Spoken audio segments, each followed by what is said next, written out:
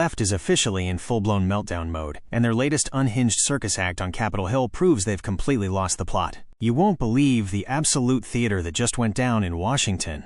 Democrat Senator Chris Van Hollen just took center stage to launch an unhinged, radical attack against the Trump administration and Secretary of State Marco Rubio, and it was an absolute embarrassment.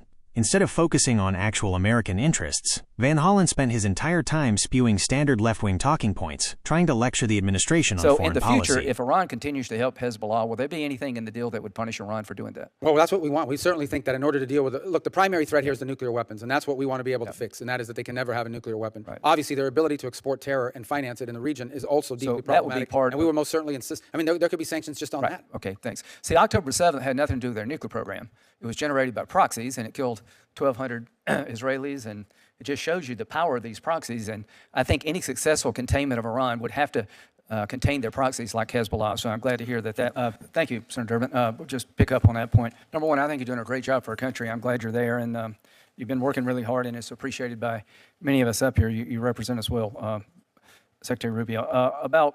Do you agree the blockade has really hurt the Iranian economy? Yeah, it's denying them upwards of $300 to $400 million potentially a day of revenue. And the reason it's hurt their economy is because their economy is basically based around oil and gas sales, right? Yeah, largely. I mean, obviously, that would be the core of their ability to generate revenue. Do you agree the soft underbelly of the Russian economy is oil and gas sales?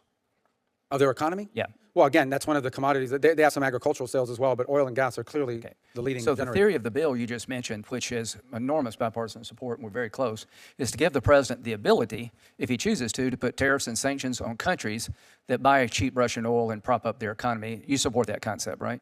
I support having those tools available for the president to use, especially if what we're trying to do is reach a negotiated agreement. The more leverage tools we have at our disposal, I think the bigger role we can play in breaking this about. Thank you. This will come from Congress, so it'll have our blessing. It'll be, I think, a better situation in court. So like China and India are the two top. China buys the most oil from Russia, the most oil from Iran. So to our friends in China, if you would stop this, we'd end both these wars. So we hope to give you that tool soon to the president, and thank you for all your help to get it done there. Do you agree that under our law, that if there is an agreement with Iran, that the Iran Nuclear Agreement Review Act would apply and it'd have to come to the Congress? Yeah, the INARA is a pretty tightly written bill, and so it does have very specific requirements about elements of the nuclear program that would have to be noticed to Congress. Okay, good. When it comes to any deal that may be entered into with Iran, and I hope you can, I want to get a diplomatic solution. Hezbollah is a terrorist organization under U.S. law, is that correct?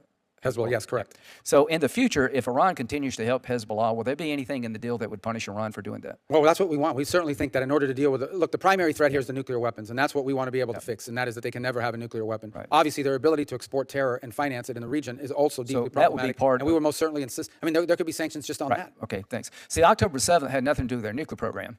It was generated by proxies, and it killed 1,200 Israelis, and it just shows you the power of these proxies. And I think any successful containment of Iran would have to contain their proxies like Hezbollah. So I'm glad to hear that certainly will be part of the deal.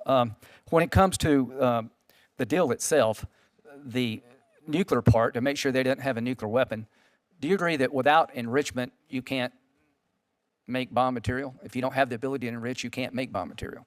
No, that's right. Yeah. Unless somebody's willing to sell you 90% enriched uranium. Right. Well, that's not making it, it's buying it. Correct. There are over 20 countries that have peaceful nuclear power programs that don't enrich. It's my view that whatever deal you do with Iran, they should not be allowed to enrich at all. If they want peaceful nuclear power, they can have a 1-2-3 agreement. Do you agree with that concept? Not only do I agree with it, we've offered it to them in one of the rounds of previous negotiations before Epic Fury. We actually offered to give them access to free fuel that they didn't have to enrich, which they declined, of course. They want to enrich to make a bomb, don't you think?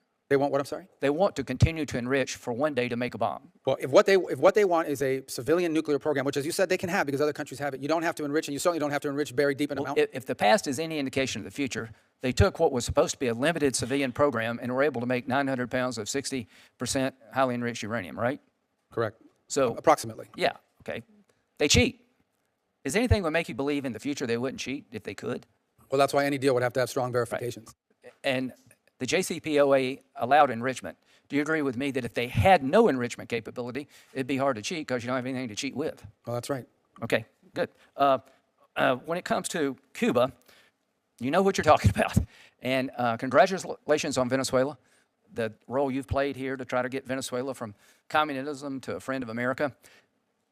Tell us about why we should care as a nation for the regime and the communist regime in Cuba to fall. Well, first, let me just say briefly on Venezuela. I think we're better off than we were just 5 months ago. This was 5 months ago. We're not where we need to be. A lot more work needs to happen and needs to be done, and that needs to conclude with free and fair elections, and the conditions for that need to be created. So, but we certainly feel like Venezuela no longer poses the threat to our national interests that they did just 5 months ago when it was run by someone who openly cooperated with narco-trafficking cartels and, in fact, ran one himself. In the case of Cuba, the proximity alone makes it relevant. But you have a failed state 90 miles from our shores that hosts both Russian and Chinese intelligence apparatus within their country that has a long history of supporting violent leftist Marxist groups in the region and anti-American groups in the region as well, and have been a destabilizing force for 67 years. But just the existence of a failed state that's friendly to our adversaries in our own hemisphere is in and of itself a national security situation. Now, I would say this about Cuba. We want Cuba to be a country that can enjoy the same things they do in Jamaica, the Dominican Republic, the Bahamas, most of the Caribbean, all the Caribbean bases for the most part. The problem they have is that the country's not even run by a government. The country's run by a military conglomerate named Gaesa that controls 70% of the GDP of the country. And all the money they generate, they're sitting on $18 billion of assets. Not a single penny of the money that conglomerate generates transfers over to the national treasury. That means it doesn't build bridges, it doesn't build roads, it doesn't build schools, it doesn't do any of it. Well, it all goes in. And that's what we need to tackle. Right. And those are the people that have to agree to normalize Cuba, to the world and to its neighbors in the United States. Right. Well, God bless your efforts to do that. I think Venezuela and Cuba, going from the communist column to what you described, would be a great advancement for our hemisphere and the people of those countries as well as America. Final question. President Trump has said that after the Iran nuclear deal, he wants to expand the Abraham Accords. And I work with President Biden and many people on this panel here to try to get Saudi Arabia to recognize Israel under Biden's watch. And I just want to applaud President Trump for saying that would be the game changer of all game changers. Do you agree with that? Can you articulate with this committee why expanding the Abraham Accords to include Saudi Arabia, what would that do to the region and why is that so important? Well, I think it's self-evident, but I would say look at the benefits it's already had with regards to the Emirates, the United Arab Emirates and Israel and the relationship that they have. Holland spent his entire time spewing standard left-wing talking points, trying to lecture the administration on foreign policy. He literally tried to claim that holding a hostile communist regime like Cuba accountable for terrorism is a bad thing. He demanded new evidence, completely ignoring decades of reality. It's the same old strategy from the Democrats: shield anti-American regimes while ignoring the real threats to our national security. But Secretary Rubio didn't sit back and take the bait. He shut down the nonsense immediately, reminding the Democrats that Cuba has been backing violent radical Marxist groups in our hemisphere for years, while hosting Chinese and Russian spy bases right in our backyard. Rubio didn't skip a beat, dropping cold, hard facts on exactly why this regime remains on the state sponsor of terrorism list. Then, Van Hollen tried to push some fake news media rumors about Jerusalem, claiming the U.S. was working to strip Jordan of its custodianship over the Al-Aqsa Mosque. Rubio shut that down too, completely blindsiding the senator by asking if he got his information from some random sketchy website.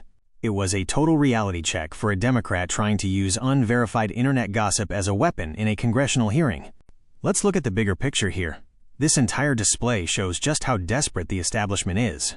While the Trump administration is out there taking a chainsaw to wasteful foreign aid, cutting down on illegal immigration, and putting American interests first, the left has nothing left to offer except partisan anger and conspiracy theories. They are panicking because their old globalist playbook isn't working anymore. They'd rather defend communist dictatorships and complain about extreme left-wing student protesters getting disciplined than support policies that actually keep this country safe and economically sound. It's the same old story. The left brings gossip and partisan anger, while this administration brings leadership and results. Make sure to subscribe to Liberty Reaction and share this video to help us expose the left's desperate narrative.